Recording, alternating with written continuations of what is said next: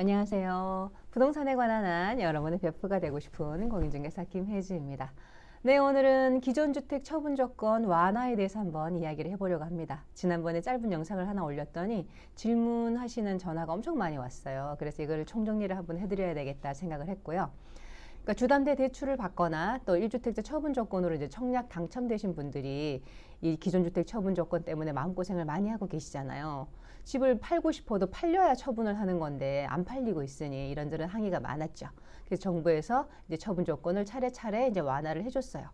근데 대출 후 처분 조건 완화하고 청약 후 처분 조건 완화가 조금 달라요. 조금씩 다르고 또 이번에 비조정 지역으로 많이 규제가 풀렸잖아요. 그러면 또 달라지거든요. 그래서 이 부분을 오늘 깔끔하게 정리를 해드리려고 이제 영상을 시작했습니다. 그동안 처분 조건 완화 궁금하셨던 분들 저랑 같이 보시면서 한번 공부해 보세요.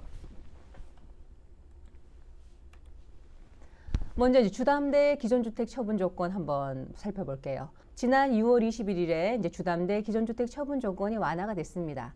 그전에는 이제 6개월 내 처분 및 전입이었는데 2년 내 기존주택 처분하고 6개월 내 전입은 안 해도 되는 걸로 그렇게 바뀌었죠. 그리고 이 내용은 8월 1일부터 시행이 됐고요. 그리고 시행이 될 때 소급 적용은 안 된다 이렇게 발표를 했습니다. 발표한 내용 한번 보실게요. 지난 6월 21일에 이게 정상화 과제 해가지고 나왔는데요. 규제지역 주담대 처분 전입 의무를 완화하겠다 하면서 개선 내용으로 기존 주택 처분 기한은 6개월에서 2년으로 완화하고 신규주택 전입 기한을 폐지하겠다 이렇게 이제 발표를 했죠. 발표를 하고 8월 1일부터 이걸 이제 시행을 하면서 또 발표를 했어요. 이렇게 이제 완화됐는데 시행일 이후 주담대 약정 체결 차주부터 적용하겠다. 그러니까 그 이전에 대출받은 사람을 소급 적용해주지는 않겠다. 이런 이야기예요.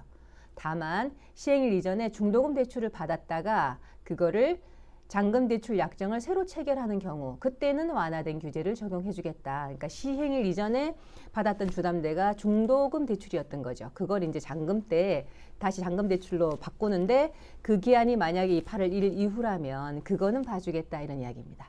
하지만 이 8월 1일 이전에 다른 주담대, 잔금 주담대를 받으신 분들은 소급 적용 안 해준다 이런 이야기죠. 요것 때문에 많은 분들이 아쉬워하시고 힘들어하셨죠. 그런데 이번에 규제 지역이 많이 풀렸어요. 그래서 내가 살고 있는 지역이 비조정 지역이 된다면 그럼 내가 저거 소급 적용은 안 되지만 비조정 지역이 된다면 또 뭐가 달라지지 않을까요? 이렇게 이제 궁금해서 전화하신 분들 많았었거든요.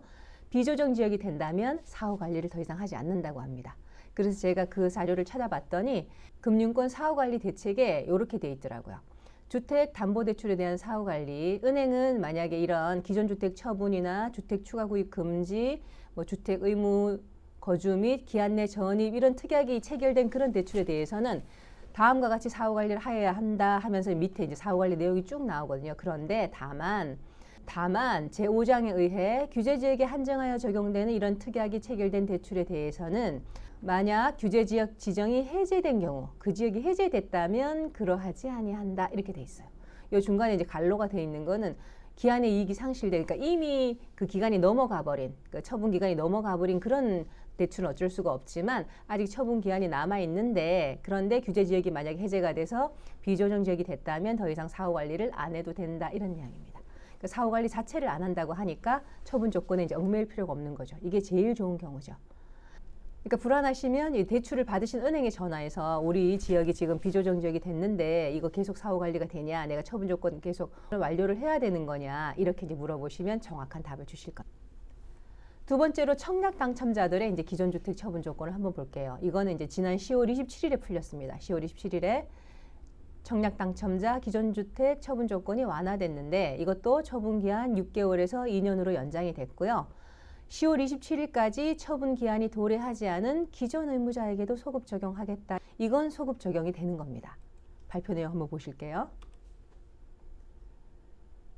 청약 당첨자 기존 주택 처분 기한이 연장됩니다 하면서 개선 내용으로 처분 기한을 6개월에서 2년으로 연장합니다. 이렇게 해놓고 밑에다가 10월 27일 금일 기준 처분 기한이 도래하지 않은 기존 의무자에게도 소급 적용하겠다. 이렇게 발표를 했어요.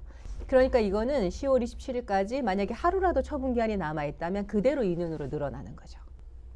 그리고 국토교통부에서 이런 11월 3일에 한국주택협회 등에다가 이제 이런 서한을 보냈더라고요. 안내 서한을.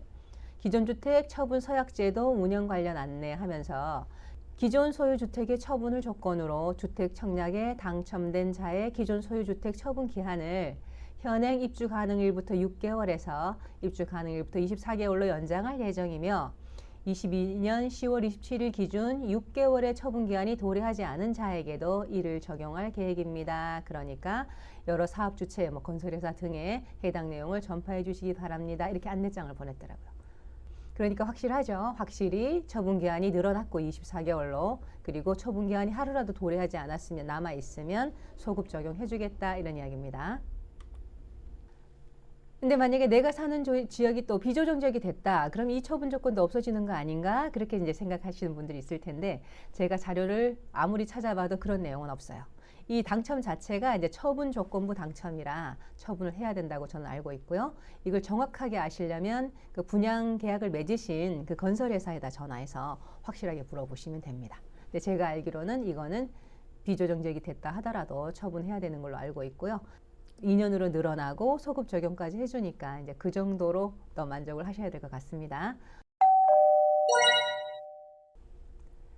오늘 이렇게 이제 대출 후 또 청약 후 기존 주택 처분 조건 완화에 대해서 한번 알아봤습니다. 약간씩 다른 점이 있었고 또 비조정 지역이 될 때 어떻게 다른지도 알게 되셨죠? 네, 정확하게 알려드렸습니다.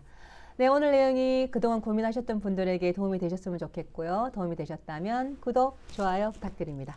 저는 다음에 다른 좋은 영상으로 또 찾아오겠습니다. 지금까지 여러분의 부동산 베프 공인중개사 김혜주였습니다.